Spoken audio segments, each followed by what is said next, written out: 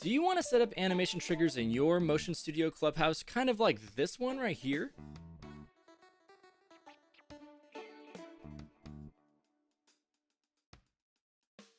Well, today I'm going to show you how to do just that. Okay, first off, make sure that you're using Unity 2021.3.25 and you have the Motion SDK installed. Okay. Make a new scene, a completely new scene. Go to Motion SDK Tools. I like to put this over here. And you want to create an asset scene. So let's click that. Now that you got your asset scene, you'll have this little guy. I'm going to move him over. Whoop. Don't have to look at him. Don't worry. It doesn't pop up in the export. Okay, I'm going to take this FBX of my friend. I'm going to drop it over here. And I'm just going to adjust the size. Want to look at that for a reference, you can. I'm just going to use this as an example. This is a rigged model of a friend of mine named Zenbear. Zenbear Digital, make sure to check them out. So what I'm going to do is I'm going to be setting an idle animation for this and then a trigger animation. So make sure that your animation, your asset, is a child of motion asset or it will not export correctly. Okay, first thing you're going to want to do is you're going to want to make an animation controller. So I usually just right click, I go to create, and I create animation controller. Okay, once you have created your animated controller, you'll notice that there is nothing in there. It is completely empty. Now, this tutorial isn't going to show you how to get animations or how to animate in Unity. This is assuming that you already know how or you know where to go and find any. So what I'm going to add right now is I am going to add an idle state to this model. Okay, so I already have a couple of idle animations, so I'm just going to drag that one over here. I have loop checked on the top right, and it has been added to my animator controller. So now, all that's in here is, upon starting the animation, they will just do an idle. Okay, and the second animation is going to be the trigger. I have one right here. I'm just going to add that right there. You can have an animation set to just loop endlessly.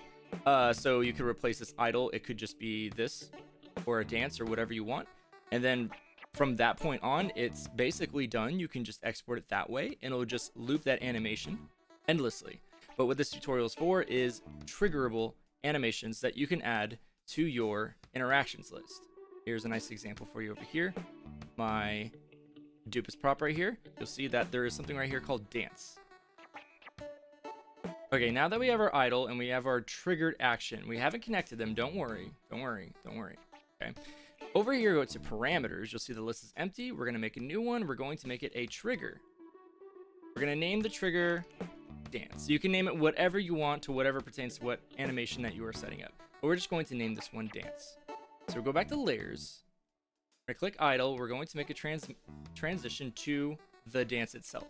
Once you've done that, click on that triangle and uncheck has exit time. Okay, and so now that we have connected it and we have unchecked has exit time, you'll see on conditions, this is empty. We're gonna hit a plus, and we have dance.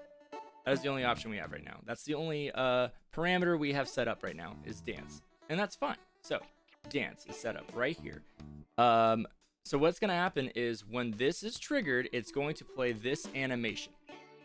Okay, but we're not done yet. So after this animation is done, after this animation plays, we want to make it go back to idle. So we're going to right click, we're going to make a transition, and we're going to click on idle. We're going to click on that triangle, and it's going to be a little different. This one does have an exit time. Make sure that is checked, and condition is none.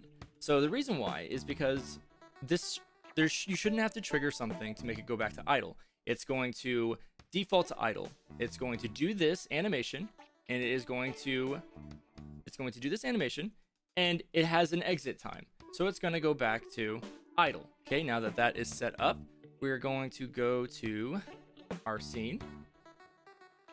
We're going to click on our model here, and we are going to search for set animator trigger actions. Okay, for the trigger name, I'm going to set it as dance. And the animator is right here. So you want to drag that, you want to put that right here. The controller, you'll notice it says none. You want to make that the animation trigger that you made. Okay, I named this animation trigger Zen Bear, so I'm gonna go over here. I'm gonna type in Zen Bear, and there it is. The controller has been connected, Zen Bear, to this avatar. The trigger name is going to be dance, and the animator is the Zen Bear, which is this animator right here. And inside the animator, you'll see that we have the idle, and we have the dance, and the transitions that we set up. Okay, so now that we have done that, we're going to click Motion SDK Tools, and we're going to go to Actions, Active. We're going to go to the name, which we're going to name it as Dance. And then we're going to make the description, this makes Zen dance. Okay, so now all we have to do at this point is just, name it. This is for tutorial. Okay, and now that we have done that, it has all been set up. We're going to go ahead and hit build scene. Make sure to save it. Okay, the asset has now been built. Next up is to open Motion Studio. Okay, now we're in Motion Studio. We're going to go to Add Object. We're going to import. And the asset is going to be exported to a folder called Motion Assets in your Documents folder. It's right here. So open. And here we go. We got our Zen right here. I'm going to scale it up. About 2.06 should be right. Yeah, that's good. Move Zen over here. Put Zen probably like right here. Maybe Zen's listening to music. Yeah, maybe Zen's just jamming. Yeah, Zen's jamming. Look at that. Okay. Going over to interactions,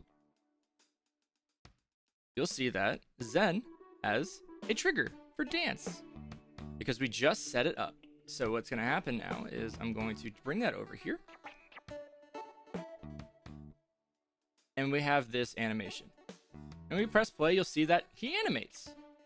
He doesn't do it for very long. And that's because we set the amount of time for the animation in the animation trigger. So if you want it to go for longer than 0.73, you just adjust that to whatever you want it to be. Okay, so I went ahead and extended that exit time in Unity. Instead of a 0.75, I made it 2 instead of a 0.75. So now you'll notice that Zen animates a little longer now. Okay, so that's preference. That's whatever you got with your animations. What was going on was it was just doing one playthrough of that animation. I wanted it to go longer because it is an animation that can be looped. So that's more so preference on whatever you want it to do. So have fun with that. It's a lot of guessing and checking. So what I want to do right now is, just for a little extra credit, I want to... Okay, so what we can do is, I'll just take... Alright, I'm going to move this over here. Let's just do channel and new channel trigger. I'm just going to name this... You can name it whatever you want. In the event... These are my channel redeems. In the event that somebody does this. So in the event that somebody does the channel point reward clear, I want it to do these things. So I'll just go ahead and I'll connect them. You can connect this different ways. You can have it connect to do this and then to this. But I'm just going to do it this way. So now that I've done that, I'm going to go ahead and make sure that your interactions are turned on if you're going to test it this way. So now when I redeem that reward, it should... Yeah. There you go. Okay, and that's how you can set up animation triggers for objects. It doesn't have to be models. Just animate a controller. Just follow this step by step, and you should be good. I hope this helps you. Feel free to join the Motion Discord. It is full of a bunch of helpful people, and I try and help out as much as I can. And I'd like to also thank Zen Bear Digital for being my test subject today. So thank you, everybody. Grab Motion Studio. It is free on Steam, and have a good time.